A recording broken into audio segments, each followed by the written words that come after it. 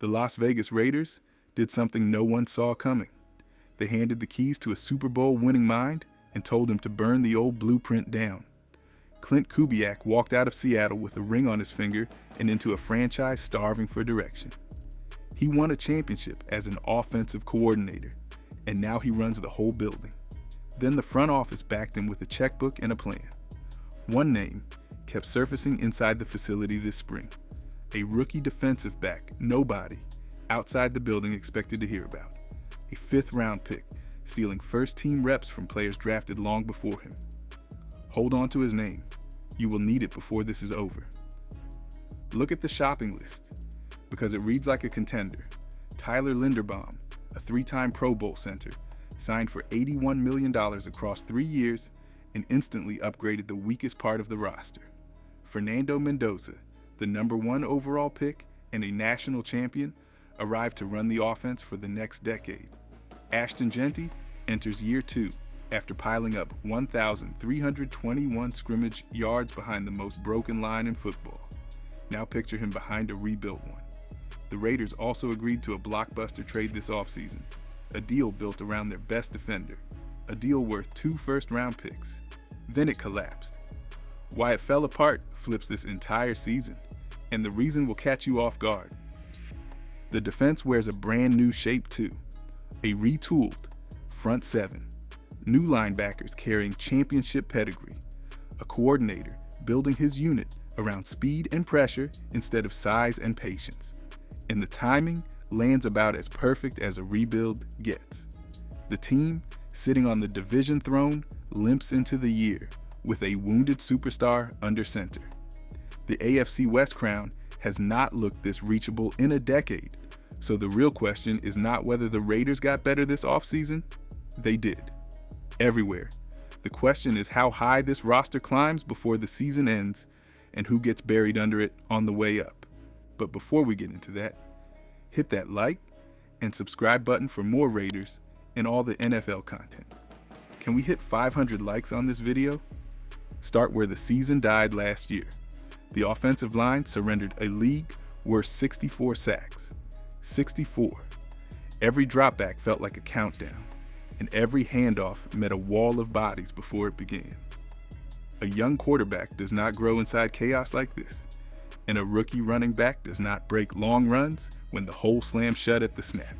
The front office understood the math, fix the trenches, or waste everything else on the roster, so they paid the anchor. Tyler Linderbaum arrives as one of the finest centers in the sport, a mauler in the run game, and a technician in protection who surrendered only 2 sacks across more than 1,000 snaps last season. Around him, the picture sharpens fast. Jackson Powers Johnson slides into his natural home at right guard. Colton Miller returns at left tackle, a proven veteran the team has leaned on for years. Spencer Burford followed his old coach from San Francisco to compete on the left side. The pieces finally matched the scheme. Then came the youth movement up front. Trey Zoom, the third, a versatile rookie out of Texas A&M, brings starting flexibility across 3 positions and fits the wide zone blocking style like a glove. DJ Glaze enters year 3 with room to climb at right tackle. This is no longer a patchwork unit praying to survive 4 quarters. This is a foundation, poured deep and built to last.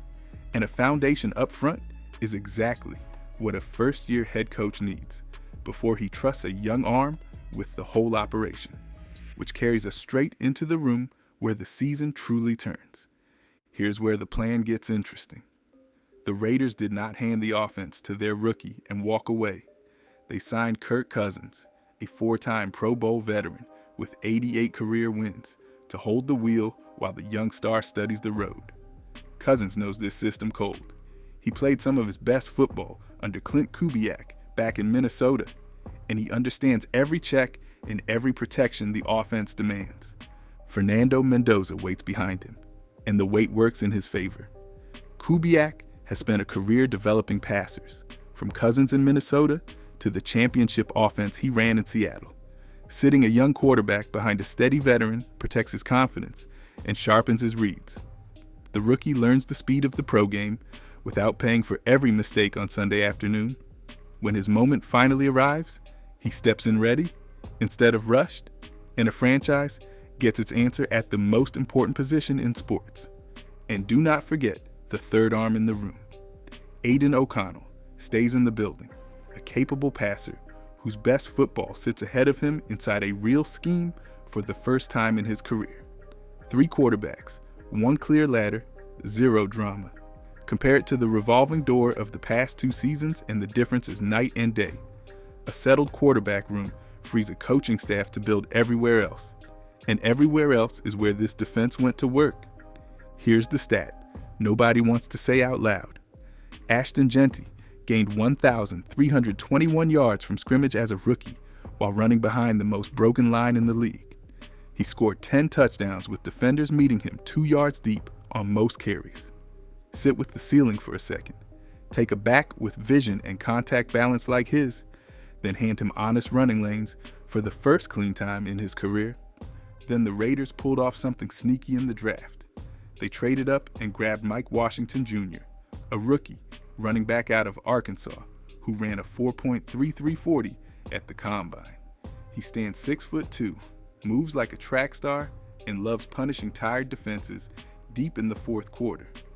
Coaches around the building keep reaching for the same 2 words to describe the pairing: thunder and lightning. One back wears the defense down, the other races clean past it. A 2-headed backfield rewrites how a coordinator defends everything you do. Load the box to stop the run, and the play action shots open up behind it. Drop bodies into coverage, and the ground game grinds you into powder. This balance is the beating heart of the wide zone offense Clint Kubiak carried over from Seattle. For the first time in years, the Raiders own the horses to run it at full speed, and the same fearless thinking showed up on the other side of the ball, where the real transformation happened. Now the payoff on the early promise. Remember the rookie defensive back stealing reps all spring? His name is Hezekiah Masses, a 5th-round pick out of California, who goes by Zeke. Beat reporters watching every single practice flagged him by name. His ball skills and man coverage flashed against first-team receivers, and he pushed his way into the competition for a starting job in the slot. A 5th-round rookie forcing the conversation tells you how this staff values fit over draft position. He walked into a crowded room, and the crowd is the point. Eric Stokes earned a fresh deal after one of the finest seasons of his career. The Raiders traded for Taron Johnson, a proven nickel from Buffalo. Darian Porter enters year 2 hungry, and the team traded up in the 4th round for Jermod McCoy, a rookie corner with first-round talent whose surgically repaired knee was the only reason he slid. The Raiders even spent a 2nd-round pick on rookie safety Tre'Dan Stukes, who arrived from Arizona and already looks the part of a day 1 starter in the back end. Depth like this did not exist here 1 year ago. The front 7 got the biggest facelift of all. Kwity Paye arrived from Indianapolis to bolster the pass rush off the edge. Quay Walker and Nakobe Dean, teammates from their Georgia championship days, reunited in the middle of the defense. Malcolm Koonce returned on the edge, and the team drafted Kieran Crawford, a rookie pass rusher built for the new front. Coordinator Rob Leonard is reshaping this defense around speed and pressure. Every level looks faster, deeper, younger. And a defense built like this exists for one reason: to steal a division suddenly hanging wide open. Look hard at the throne in the AFC West. The Kansas City Chiefs have owned this division for a full decade behind Patrick Mahomes. This year they walk in facing a question no one is used to asking. Mahomes is recovering from a torn knee ligament, and the team traded for Justin Fields as insurance in case their franchise quarterback opens the season short of full health. A wounded king changes the entire map of a division race. The Denver Broncos shoved their chips in too, trading for receiver Jalen Waddle to juice up their passing attack under Sean Payton. This division did not go quiet. It got louder. And in a race where a single game swings the whole standings, the team climbing fastest holds the edge. The Raiders spent this offseason closing the talent gap on paper. Now they get to close it on the field, week after week, in front of everyone. Here's the honest read. No one is crowning the Raiders champions of anything yet. The Chiefs still carry a healthy respect until proven otherwise, and the Broncos and the Chargers both bring real teeth.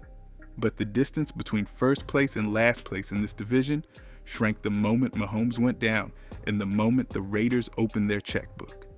This is a genuine fight now. And the biggest reason to believe in it sits inside the story everyone has been waiting on since the opening. So here's the deal, nobody finished. Early this offseason, the Raiders agreed to send Maxx Crosby, their best defender, an emotional heartbeat, to the Baltimore Ravens for 2 first-round picks. For a rebuilding team, moving a soon-to-be 29-year-old on a heavy contract for draft capital like this looked like a masterstroke. The deal was signed and sealed. Then it died on the table. Baltimore backed out over concerns about the knee Maxx Crosby played through for most of last season. He tore his meniscus, gutted out the year, and had surgery in January. The Ravens studied the medical file and walked away. Both first-round picks went right back to Baltimore, and the finest pass rusher in the building stayed a Raider. Remember who they held on to here. This is a 5-time Pro Bowler who still piled up 10 sacks last season while playing on a torn knee. What first looked like a painful loss might be the luckiest break of the whole offseason, because a healthy Maxx Crosby anchors everything this defense wants to become. And the update on his knee glows. Maxx Crosby says he is ahead of schedule, feeling like himself again, with the strength in both legs now within 1% of each other. He is on track to return for training camp later this month. The San Francisco 49ers keep circling, floating packages built around picks and a young edge rusher. And a trade later this year is not impossible if the season slips sideways. But right now, the ultimate Raider is staying home, which sets up the only question left to answer. So did the Raiders accomplish the ultimate goal this offseason? Go position by position, and the answer gets loud. Better on the offensive line by a mile. Better at quarterback with a real plan behind the wheel. Better at running back. Better at linebacker. Better at corner. And better across the entire front 7. Worse at nothing of consequence. When a roster improves at 7 or 8 spots and holds steady everywhere else, you are staring at a real leap forward, not a hopeful wish. Here's my line in the sand. This team wins 7 games at the floor, pushes toward 8 or 9 if Fernando Mendoza plays a snap of meaningful football, and finishes no lower than 3rd in the AFC West. Late November will still mean something in Las Vegas this year, and this alone is the whole point of a rebuild done right. Think I am wrong? Drop your win total prediction in the comments and tell me exactly where this team finishes in the division. The window here is not this season. The real climb opens the moment Fernando Mendoza takes over for good, with a rebuilt line in front of him and a young defense hitting its prime around him. 2 years from now, this roster looks frightening. The foundation got poured this offseason, and the crown in this division sits closer than it has in 10 long years. Subscribe before the next breakdown drops, because the next chapter of this rebuild is going to be worth every minute, and the silver and black are only getting started.